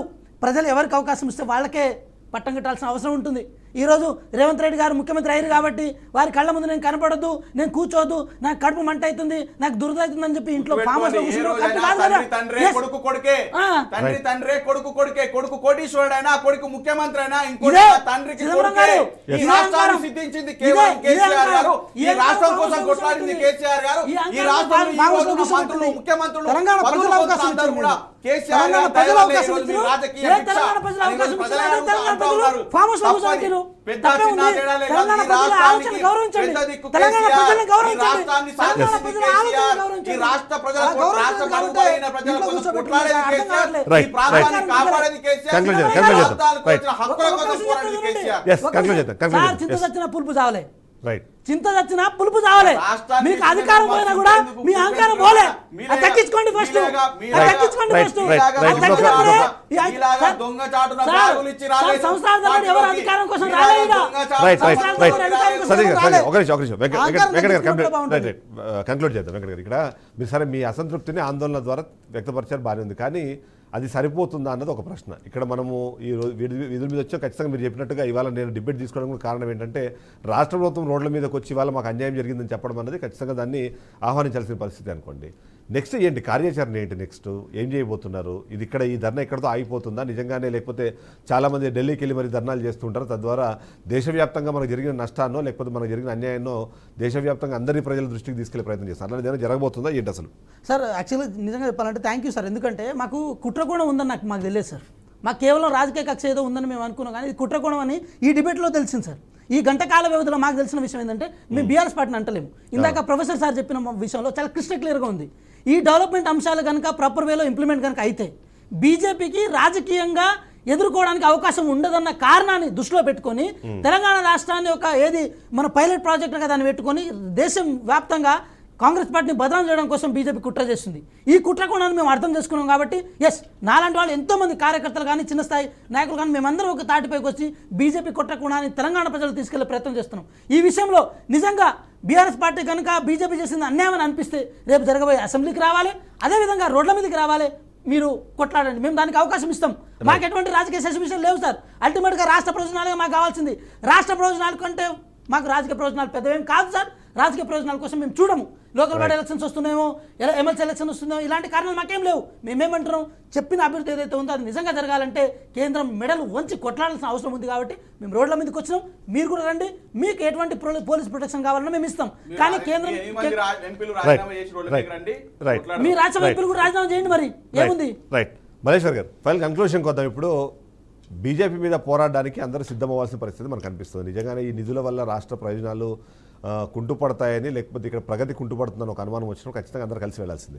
ఎలాంటి కార్యాచరణతో ముందుకు వెళ్ళాలంటారు? కనీసము ఈ అఖిలపక్షం అనే పదాన్ని మనం ఎప్పటి నుంచో వింటూనే ఉన్నాం, కానీ అఖిలపక్షం అనేది ఒకటి ఉంది. అది కేవలము ఈ అధికారానికి బాగా దూరంగా జరిగే కొన్ని పార్టీలు మాత్రమే అఖిలపక్షంలోకి పార్టిసిపేట్ చేస్తుంటాయి అనేది మనం వింటూ ఉంటాం. సో ఎలా చూడాలంటారు దాన్ని? నిజంగానే అఖిలపక్షాన్ని తీసుకొని దేశ రాజధానికి వెళ్ళాల్సిన అవసరం ఉందంటారా? ఎలాంటి కార్యాచరణతో ముందుకెళ్తే రాష్ట్రానికి మంచి జరుగుతుంది? కంక్లూడ్ చేద్దాం. ఇప్పుడు నిర్మలమ్మ బడ్జెట్ ప్రవేశపెట్టినప్పుడు దేశం అంటే మట్టి దేశం అంటే మనకి అని మొదలుపెట్టింది. కానీ ఇక్కడ ఈ కొండంత రాగం తీసి ఏదో పాట పాడినట్టే ఉన్న పద్యం చదివినట్టే ఇక్కడ బడ్జెట్ ఉన్నది. ఇక్కడ వాళ్ళ లక్ష్యం అంతా కూడా వికసిత్ భారత్ లక్ష్యంగా డబుల్ ఇంజన్ సర్కార్ అంటే కూలగొట్టా లేకపోతే నయాన్నో భయాన్నో తీసుకురావాలనే లక్ష్యం ఏదైతే ఉన్నదో ఇప్పుడు మళ్ళీ ఒక కొత్త దానికి చెప్పినటువంటి, అంటే మనకు లక్ష్యం డబుల్ ఇంజన్ కాదు, ఇప్పుడు 4 ఇంజన్ అంటారు. అంటే వ్యవసాయము, మన ఇన్వెస్ట్మెంట్, తర్వాత ఎక్స్పోర్ట్, తర్వాత మినిమము మీకు ప్రైస్ అనే దాని మీద కొంత చేస్తా ఉన్నారు. కానీ ఇవన్నీ కూడా కార్యాచరణలో చూపించినటువంటి పరిస్థితి లేదు. ఎందుకంటే రైతులకు నల్ల చట్టాలు తీసుకొచ్చి రైతులను నీకు ఉసురుపోస్తున్నటువంటి ప్రభుత్వాన్ని చూసినాం బీజేపీలో. ఎందుకంటే ఇవన్నీ కూడా సాధ్యమయ్యేది కాదు. ఇది కాంగ్రెస్ బీజేపీ తర ప్రభుత్వాలపై ఒక రకంగా చెప్పాలంటే ఉక్కుపాదాన్ని మోపి ఆయా రాష్ట్రాల మీద కొంత బడ్జెట్ల తగ్గించడము, కేటాయింపులు లేకుండా చేసి వాళ్ళని కొంత ఎండగట్టి దేశవ్యాప్తంగా వాళ్ళని పల్చన చేయాలని ఒక కుట్రపూరితమైనటువంటి వ్యవస్థ బీజేపీలో స్పష్టంగా అవపడ్డది. ఇది స్లాబులు 12 లక్షలు అనేది పెద్ద ప్రామాణికమేం కాదు. ఎందుకంటే ఇవాళ సోషల్ మీడియాలో ట్రోల్స్ ఏంటంటే ఆ 12 లక్షలు సంపాదించే పరిస్థితి లేదు కాబట్టి 12 లక్షలు పెంచేశారు. ఎలాగో 12 లక్షల స్థాయికి ప్రజలు ఇన్కమ్ లెవెల్స్ అక్కడ దాకా వెళ్ళే పరిస్థితి లేదు ఉద్యోగులకు తప్ప, అంటే ఒక ఉద్యోగులకు తప్ప, ప్రభుత్వ ఉద్యోగులకు తప్ప 12 లక్షలు రీచ్ అయ్యే ప్రసక్తే లేదు. కామన్ మ్యాన్ ఒక ఒక ఒక రైతు బిడ్డ, రైతు కూలికో లేకపోతే వ్యవసాయకు బిడ్డకు ఇంకా ఏది ఒక దినసరి వేతనంతో పనిచేస్తున్నటువంటి వాళ్ళకు ₹1,00,000 జీతం ఇవ్వరు కదా. దినసరి వేతనం అనేది పేర్లోనే ఉన్నది. అటువంటి వారికి ఆ ట్యాక్స్ వర్తించదు. ఇదంతా చెప్పుకోవడానికి మాత్రమే ఉంటది. ఇది ఏదేమైనప్పటికీ కూడా ఇది పేద ప్రజలను కాపాడే బడ్జెట్ అయితే కాదు. ఎందుకంటే అది పేరుకు, ఎందుకంటే మీరు డమ్మాచారం చేయడంలో కొంత బీజేపీని గురించినటువంటి పరిస్థితి లేదు. ఇక్కడ ఒక కాంగ్రెస్ ఇన్నాళ్ళు కేసీఆర్ ను బదులు కేసీఆర్ ను ఎట్లయితే ఇప్పుడు కాంగ్రెస్ కూడా మొదటి అది చెప్తున్నా. ప్రతి ఇప్పుడు రేవంత్ రెడ్డి గారు ఒక అడుగు వెనుకకేసి వాస్తవానికి ముందుకు వాళ్ళను ఆ మంత్రులను కలిసిన ఎన్నిసార్లు దాదాపుగా 20 సార్ల పైన పోయిండు. కానీ ఇక్కడ వాళ్లకు ఒక రకంగా చెప్పాలంటే వాళ్ళకి కనికరం లేనటువంటి పరిస్థితి బీజేపీలో ఉంటది. ఎందుకంటే వాళ్ళ ప్రధాన లక్ష్యం ఏంది, కాంగ్రెస్ ను తొక్కాలి, కాంగ్రెస్ పాలిత రాష్ట్రాలను మొత్తము అదలకు ఉంటుంది. ఆ పద్ధతిలోనే మరి రేపు భవిష్యత్తులో ఈ అఖిల పక్షం అనేది కూడా మనం చూస్తా ఉన్నాం. అఖిల పక్షంలో భజన పనులు మాత్రమే అఖిల పక్షంలో ఉంటారు. ఎక్కడ కూడా ఎప్పుడు ప్రశ్నించేవాడు దూరంగా ఉంటాడో ఆ పద్ధతిలో మరి అది సాధ్యమయ్యే పని కాదు. కాకపోతే ప్రజల మధ్యకు వాళ్ళు ఇచ్చినటువంటి కేటాయింపులను ప్రజల మధ్యకు కాంగ్రెస్ తీసుకుపోవాలి, బీఆర్ఎస్ తీసుకపోతే తప్ప బీజేపీ ఇక్కడ చోటు ఉండదు. లేకపోతే బీజేపీ రేపు జిహెచ్ఎంసీ ఎన్నికలతోటి మొదలు పెడితే మన రాష్ట్రంలో కొంత భయభ్రాంతులకు గురి చేసి రేపు అధికారము అవకాశం thank you Malleshwar garu, thank you very much Satish garu, thank you very much Venkat garu. ఓవరాల్గా చూస్తే మాత్రము ఇవాళ రాష్ట్రానికి అన్యాయం జరిగింది అన్న ఆలోచన అయితే అందరిలో ఉంది. కాబట్టి దాని నుంచి బయటపడాలి, రాష్ట్రానికి ప్రయోజనాలు రావాలంటే అన్ని పార్టీలు కలిసి ముందుకెళ్ళి నిజంగానే బీజేపీ మెడలు వంచాలా, లేకపోతే వాళ్ళు ఏవైతే ఇప్పటికే చెబుతున్న నెంబర్లు ఏవైతే ఉన్నాయో అవి నెంబర్లో నిజంగానే అది నిజాయితీగా వాళ్ళ నెంబర్లు చెబుతారో వాటిని సాధించి తద్వారా రాష్ట్రానికి ప్రయోజనానికి అందరి పార్టీలు కలిసి పోవడాలని కోరుకుందాం. ఇది వాళ్ళ షో. రేపు మళ్ళీ కలుద్దాం. Stay tune.